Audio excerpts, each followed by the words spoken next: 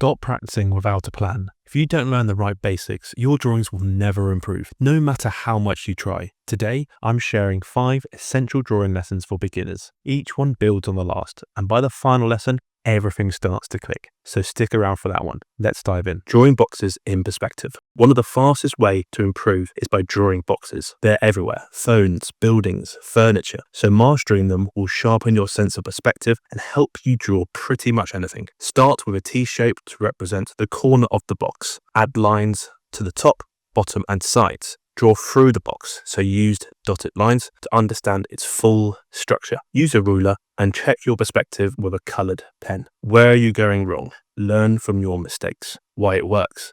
Breaking down complex objects into simple forms trains your brain to see structure in pretty much anything. You'll start drawing faces, figures, and architecture much more easily. Do this exercise for 5 to 10 minutes. And later, I will show you a shading technique that helps your drawings pop.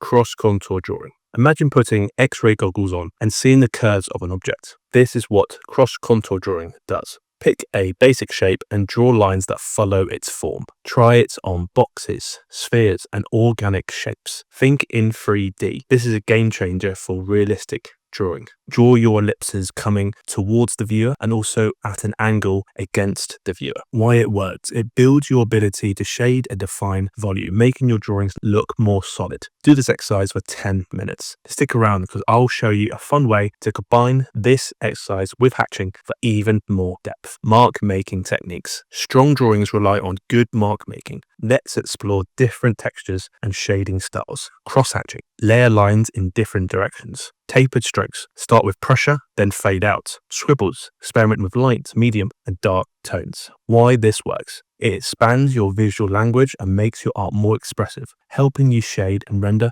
like a pro. Want to go even deeper? Join the Portrait Guru membership for exclusive shorts, behind the scenes content, and exclusive chat rooms to help improve your art with fellow gurus. It's a way to support the channel and your own artistic journey. Check out the link in the description about different membership options.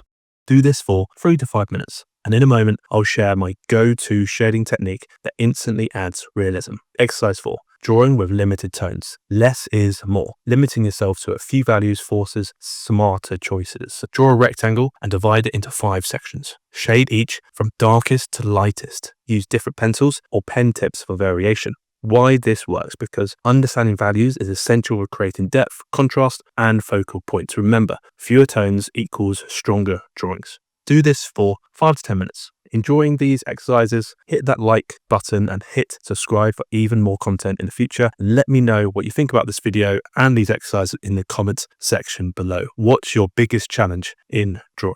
Gesture drawing. Do you want your sketches to feel more alive? Gesture drawing is key.